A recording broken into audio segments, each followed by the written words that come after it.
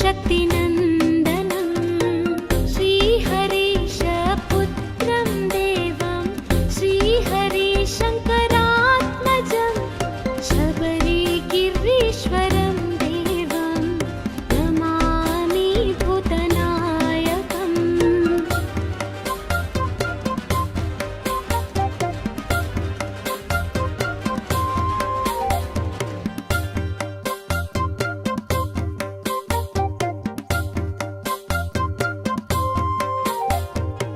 जगत्प्रियं जगन्नाथं जगदानन्ददायकं जगदीशं कृपापूर्णं नमामि भूतनायकम्। भूतेशं तारकब्रह्मं गिरीशं गिरिजात्मजं परमेशात्मजं देवं नमामि पापनाशनम्।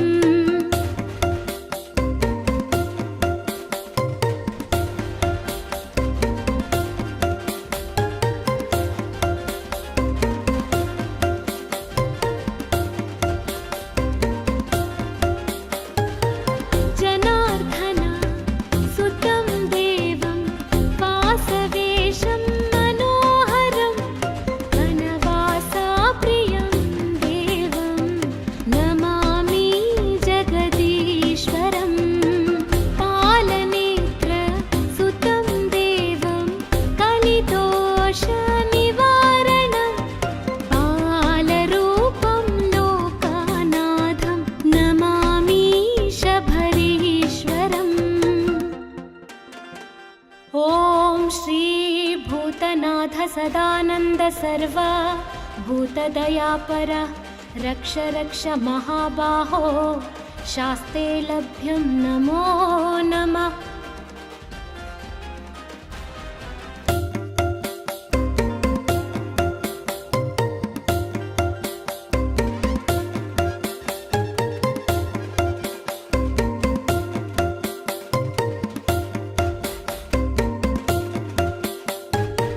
लोकवीरं महापूज्यं सर्वरक्षाकरं विभुं पार्वतीहृदयानन्दा शास्तारं प्रणमाम्यहम्।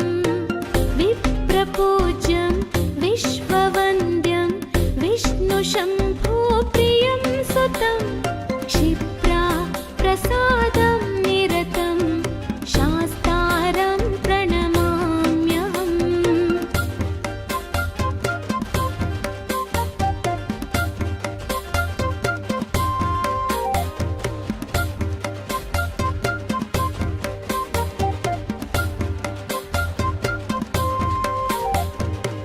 मत्तमातङ्गगमनं कारुण्यामृतपूरितं सर्वविघ्नहरं देवं शास्तारं प्रणमाम्यहम्। अस्मत्कुलेश्वरं देवम् अस्मतौ शत्रुविनाशनम् अस्मदिष्टप्रदातारं शास्तारं प्रणमाम्यहम्।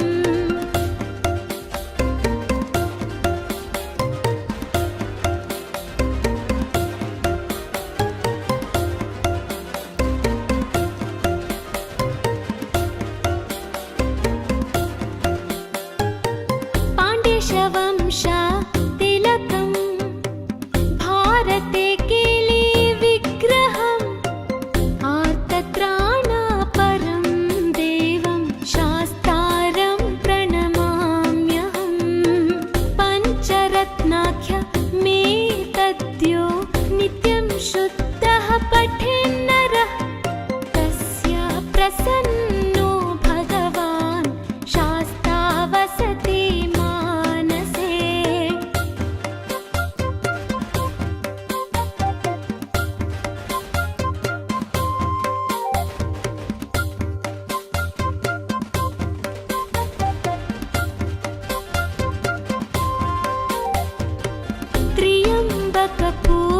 त्र्यम्बकपुराधीशं गणाधिपसमन्वितं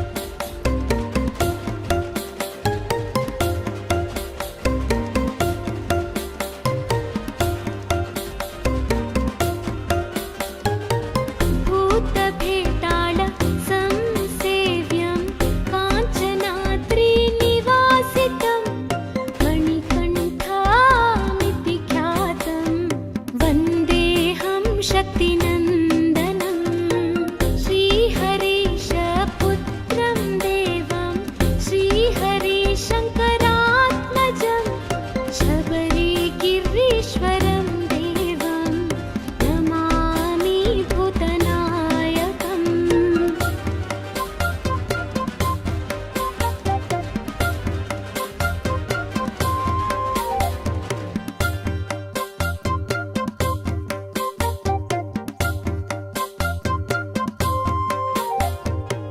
जगत्प्रियं जगन्नाथं जगदानन्ददायकं जगदीशं कृपापूर्णं नमामि भूतनायकं। भूतेशं तारकब्रह्मं गिरीशं गिरिजात्मजं परमेशात्मजं देवं नमामि पापनाशनम्।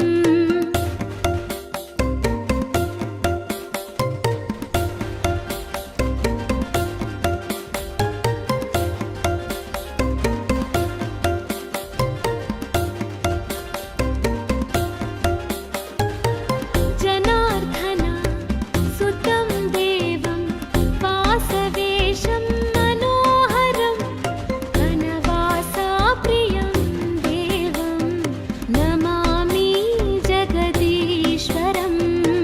पालनेत्र सुतं देवं कलिदोषनिवारणं बालरूपं लोकानाथं नमामि शबरीश्वरम्।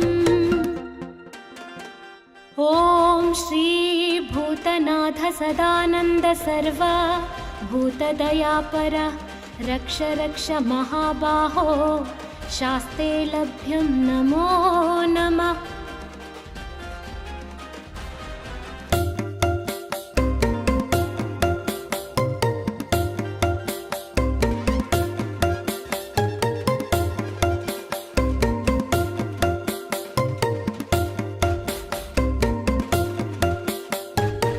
लोकवीरं महापूज्यं सर्वरक्षाकरं विभुं पार्वती हृदयानन्दं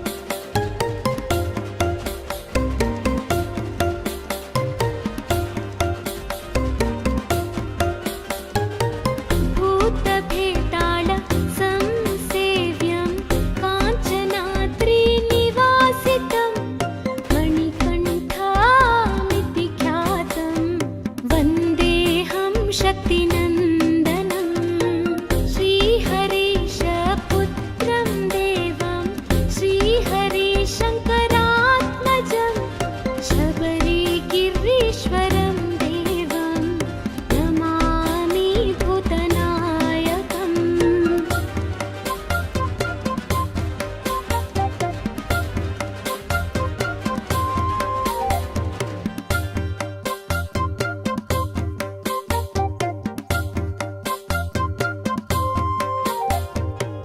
जगत्प्रियं जगन्नाथं जगदानन्ददायकं जगदीशं कृपापूर्णं नमामि भूतनायकम्।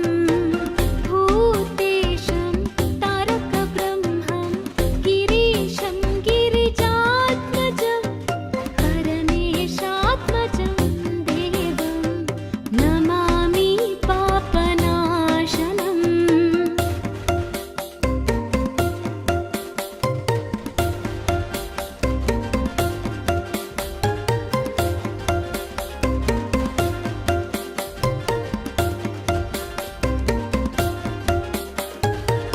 जनार्दन सुतं देवं वासवेशं मनोहरं वनवासाप्रियं देवं नमामि जगदीश्वरम्। पालनेत्र सुतं देवं कलिदोषनिवारणं बालरूपं लोकानाथं नमामि शबरीश्वरम्। ॐ श्री भूतनाथ सदानन्द सर्वा भूतदयापर रक्ष रक्ष महाबाहो शास्ते लभ्यं नमो नमः।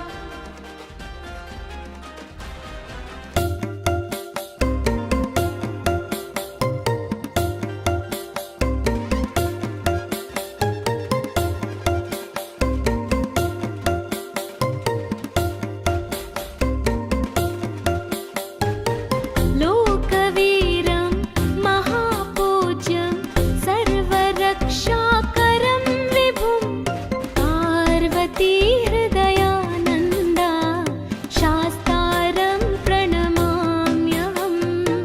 विप्रपूज्यं विश्ववन्द्यं विष्णुशम्भुप्रियं सुतं क्षिप्रा प्रसादं निरतं शास्तारं प्रणमाम्यहम्।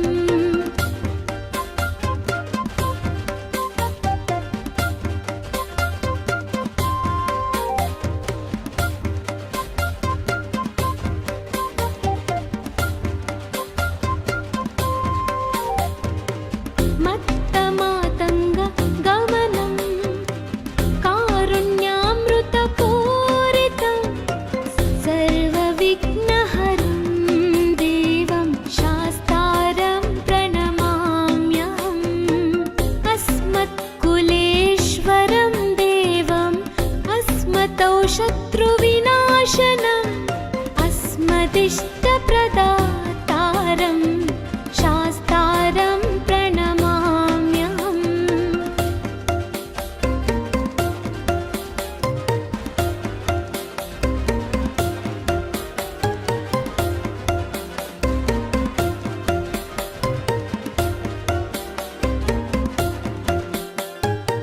पाण्ड्यवंश तिलकं भारते केली विग्रहम् आर्तत्राणापरं देवं शास्तारं प्रणमाम्यहम्। पञ्चरत्नाख्य मे तद्यो नित्यं शुद्धः पठेन्नरः तस्य प्रसन्नो भगवान् शास्ता वसति मानसे।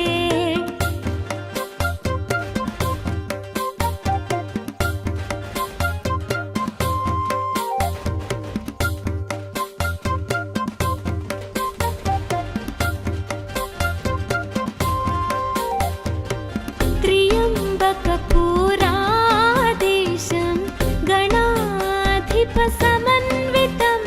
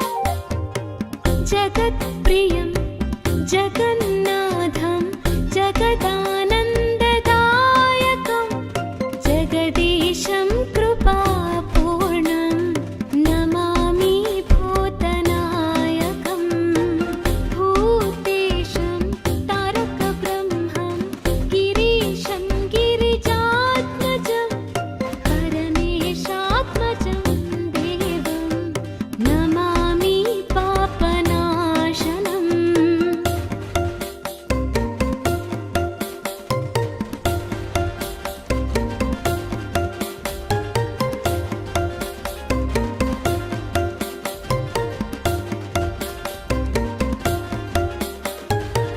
जनार्दन सुतं देवं वासवेशं मनोहरं वनवासाप्रियं देवं नमामि जगदीश्वरं पालनेत्र सुतं देवं कलिदोषनिवारणं बालरूपं लोकानाथं नमामि शबरीश्वरम् ॐ श्री भूतनाथ सदानन्द सर्व भूतदयापर रक्ष रक्ष महाबाहो शास्ते लभ्यं नमो नमः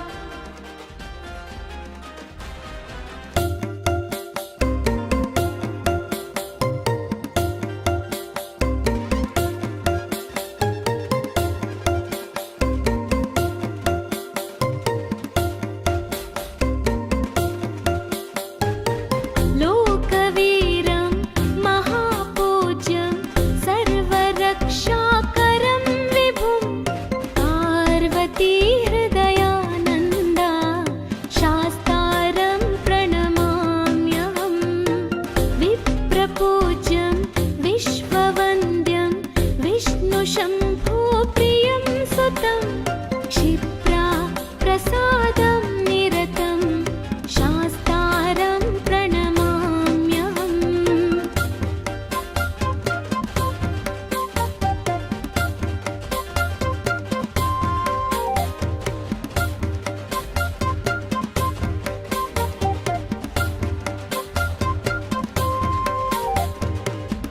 मत्तमातङ्ग गमनं कारुण्यामृतपूरितं सर्वविघ्नहरं देवं शास्तारं प्रणमाम्यहम् अस्मत्कुलेश्वरं देवम् अस्मतौ शत्रुविनाशनम् अस्मदिष्टप्रदातारं शास्तारं प्रणमाम्यहम्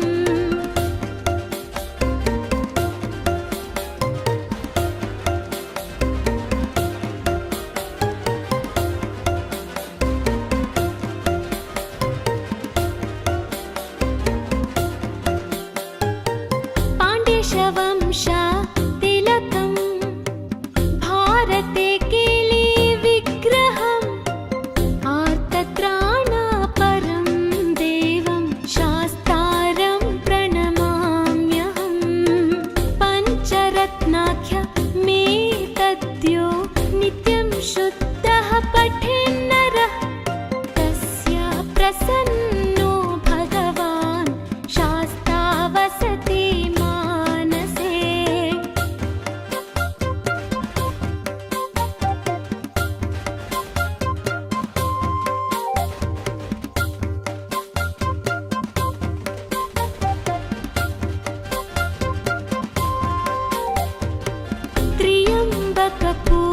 त्र्यम्बकपुराधीशं गणाधिपसमन्वितं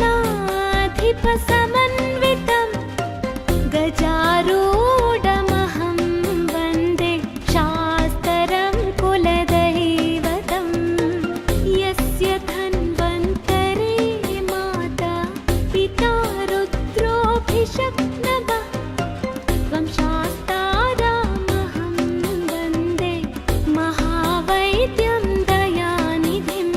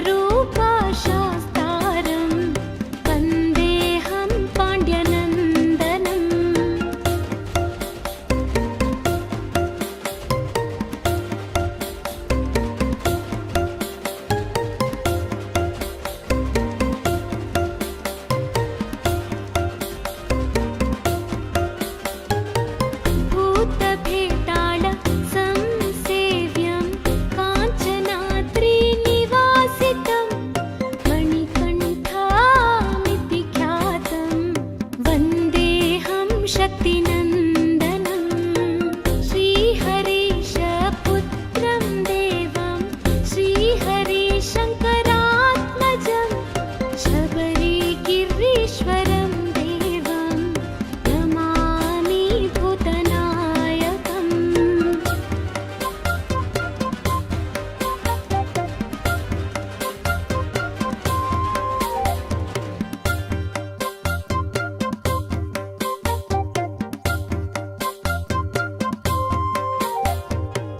जगत्प्रियं जगन्नाथं जगदानन्ददायकं जगदीशं कृपापूर्णं नमामि भूतनायकं। भूतेशं तारकब्रह्मं गिरीशं गिरिजात्मजं परमेशात्मजं देवं नमामि पापनाशनम्।